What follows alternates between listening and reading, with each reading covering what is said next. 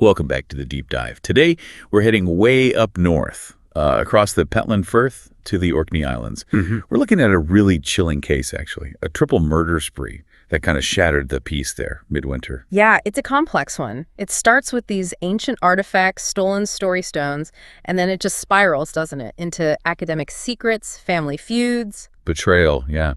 We're digging into the investigation documents concerning the deaths of three people: Archie Stout, a local farmer; George Riley, a teacher; and Anthony Johnson, an academic. Right. And what's fascinating, I think, is how the public face of this case, the history, the plagiarism, the almost ritualistic elements, it was really a kind of misdirection. Deliberately misleading, you mean? Yeah, I think so. We're analyzing the case files, the police reports, witness statements, basically trying to piece together how this all unfolded in that very specific, very tight-knit Orkney community. So our mission today is to trace that escalation of violence, understand the role of those two story stones, which are bizarrely central to everything, and then peel it all back. To get to the real motive, which, spoiler alert, is completely unexpected. Devastatingly simple, almost, when you finally see it. Okay, let's start at the beginning then.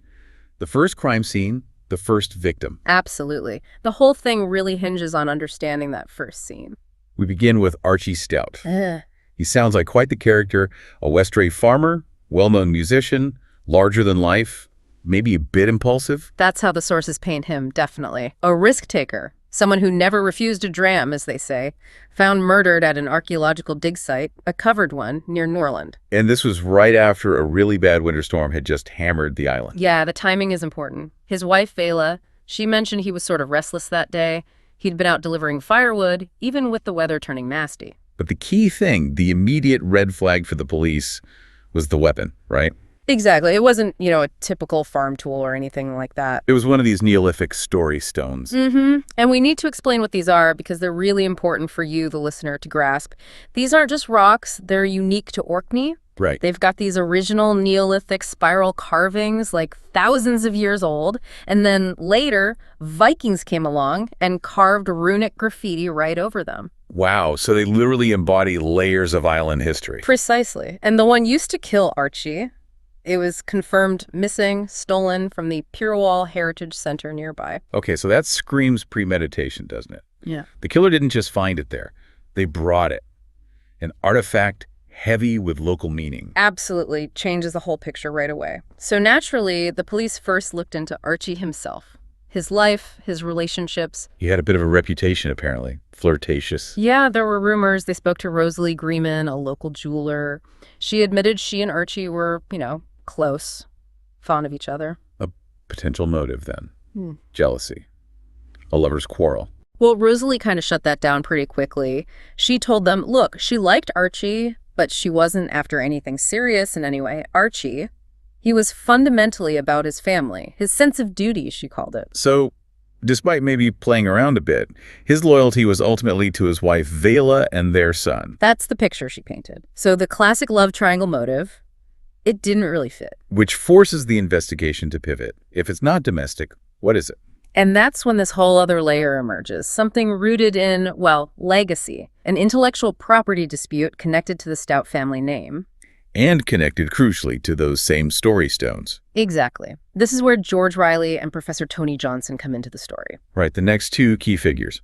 Riley, the local teacher, sounds like he was really well-liked, community figure, even did the pantomime Dame act. Yeah, very popular, quite theatrical, apparently. And then Johnson, the big-shot academic, famous TV documentaries about the Northern Isles, an international reputation. Okay, so what's the connection? Well, Riley, the teacher, he discovered something explosive.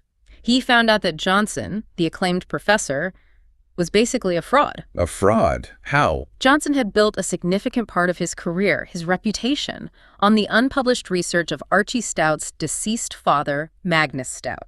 Wait, so Johnson stole Magnus Scout's work and Islanders' research? That's what Riley believed, and he had proof.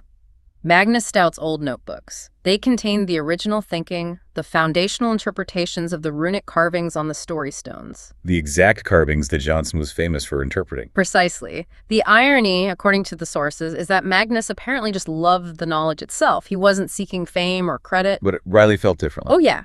Riley, with his strong community ties and sense of fairness, was absolutely furious. He was gearing up to expose Johnson publicly, to reclaim Magnus's legacy. And that brings us to the second murder.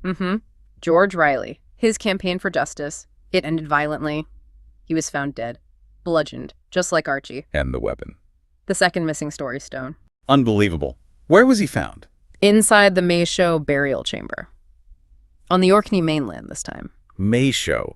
That's a hugely significant Neolithic site, isn't it? Hugely significant. And the way he was found, it was incredibly dramatic. The body was positioned deliberately, apparently, where the midwinter solstice sun would strike it. So it looked like the killer was staging things, making it seem ritualistic, maybe drawing on the historical themes. That's exactly what the police started thinking. The locations weren't random. They realized all the crime scenes, the Noltland dig site, Mayshow, and later another one, the Stones of Stennis. They were all prominent locations featured in Professor Johnson's own TV shows. Wow. So the killer was using Johnson's own work, his narrative, as a kind of template for the murders. It seemed that way, like they were making a statement about the stolen history using the very sites Johnson had popularized. It pointed strongly towards revenge for Magnus Stout. Which makes sense, sort of, for killing Riley, who was maybe getting too close or maybe seen as part of the academic world. But then victim number 3 throws a wrench in that theory, doesn't it? It really does. Because victim 3 is Professor Tony Johnson himself, the plagiarist. What happened to him? Well, after Riley's body was discovered in Mayshow, Johnson clearly panicked. He knew he was implicated, or at least connected. He and his wife, Barbara, they fled Westray almost immediately. Did they just run? Not quite. Before they left, they actually stole Magnus Stout's original notebooks from the Heritage Center. Trying to destroy the evidence against him? Erase the history he stole? Looks like it. A desperate move, but running didn't help him. He was found murdered, too. Yes. Stabbed. At the Stones of Stennis, another major Neolithic site. Stennis, another location from his documentaries. Keeping with the pattern. Now, his partner, Miles, had initially given Johnson an alibi, but later, consumed with rage after finding out about the plagiarism and Riley's death, Miles admitted he wished Johnson dead, but swore he didn't do it. So this is the crucial question, isn't it? If the motive was revenge for Magnus Stout, why kill Johnson, the guy who stole the legacy? It doesn't quite track. Exactly. It forces the investigators to look again. And this is where the whole case pivots away from academic revenge and towards something much, much more personal. It comes back to the family, doesn't it? It comes back to the family, and specifically to George Riley's last visit to Westray. It turns out his trip wasn't just about the notebooks. He had another reason for being there, a kind of pastoral duty related to his teaching role. Okay, what was that about? It involved Archie Stout's teenage son, Laurie Stout. Laurie. Wow. The son, he seemed like a golden boy, right? Popular, athletic, upholding the family name. Outwardly, yes. Very much so. But Riley, as head of pastoral care at the school, had uncovered something deeply disturbing. What had he found? The sources are clear here. Riley discovered Laurie was involved in some really serious abusive behavior. Grooming, blackmail, coercing schoolgirls into sending inappropriate images and then threatening them. Oh my God. That's horrific. The terrible abuse of trust and power. And Riley, well, he made a decision, maybe trying to be compassionate, maybe misguidedly protecting the family's reputation. He didn't go straight to the police. What did he do instead? He confronted Archie. Directly.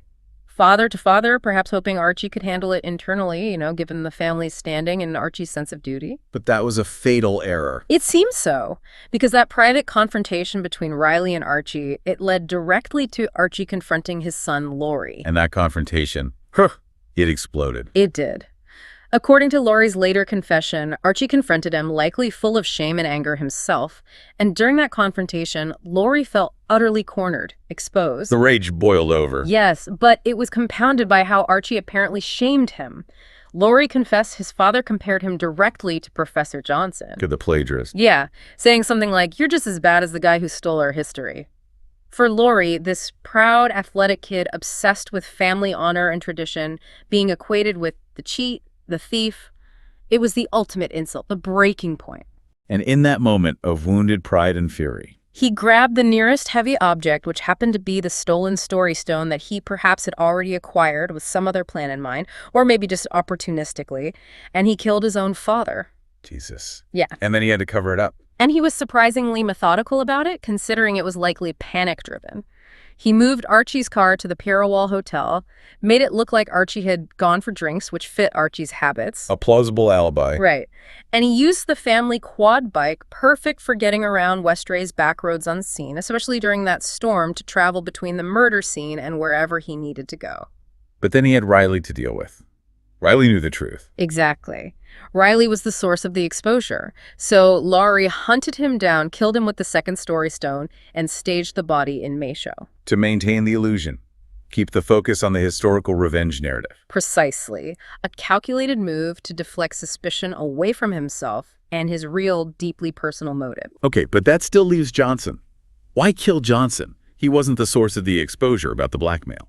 No, but Johnson became a threat for a different reason. It turns out Johnson saw something. He apparently witnessed Laurie fleeing the Knowlton dig site area around the time Archie was killed. Johnson saw Laurie near the first murder scene. That's what the investigation uncovered. And Johnson, ever the opportunist, even while running scared himself, tried to use that knowledge. You're kidding. He tried to leverage a potential murder witness situation. He did. He tried to blackmail Laurie. He wanted Laurie to sign some kind of statement supporting Johnson's bogus claims about the Story Stone research, basically clearing Johnson's name in the plagiarism scandal in exchange for Johnson's silence about seeing Laurie near the crime scene. Wow. That's incredibly audacious. It is. But for Laurie, it was the final straw. Johnson wasn't just the man who stole his family's history anymore. Now Johnson was trying to take Laurie's future, his freedom. He was, in Laurie's words, coming to the islands to take what was ours. Both the research and Laurie's secret. Exactly. So Laurie stabbed him at the Stones of Stennis, silenced the final threat. Johnson, the symbol of historical theft, became the last victim, killed not for history, but for Laurie's desperate self-preservation. And the whole thing culminates in this almost unbelievable moment of contrast. Laurie's confession. It didn't come until after he'd achieved this peak of local fame. Yeah, it's quite something. He confessed shortly after winning the boys' bag game. Can you explain the BAM for listeners who might not know? It's a big deal in Orkney, right? Oh, huge. It's this incredibly rough, traditional mass street football game. Hundreds of men basically battling to get a leather ball, the ball, to one of two goals miles apart. It's all about strength, community, tradition, fierce loyalty. And Archie Stout had been a Ba hero himself. He had. And Laurie, his son, won the boys' bow, the youth version, right after his father's death, ostensibly in his father's memory. A huge symbolic victory. So he's hailed as this local hero, embodying all the traditional virtues. Right before he confesses to brutally murdering 3 people, including his own father. That final act as a free boy was winning the bow. It's an incredible juxtaposition. So the key takeaway here, really, is that this complex web, the stolen artifacts, the historical sites, the academic scandal, it was all essentially a smokescreen. It really was. Elaborate window dressing, you could say.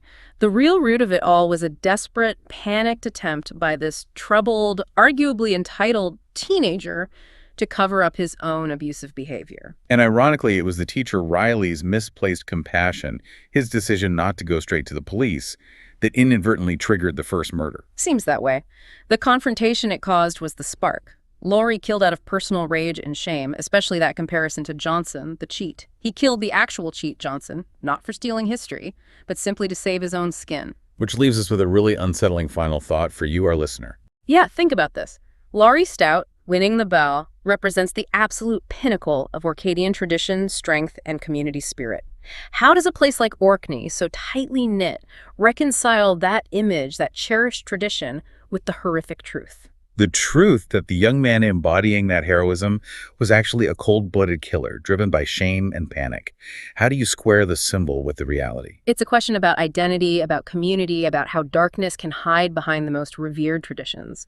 A question that, you imagine, must still echo around those islands.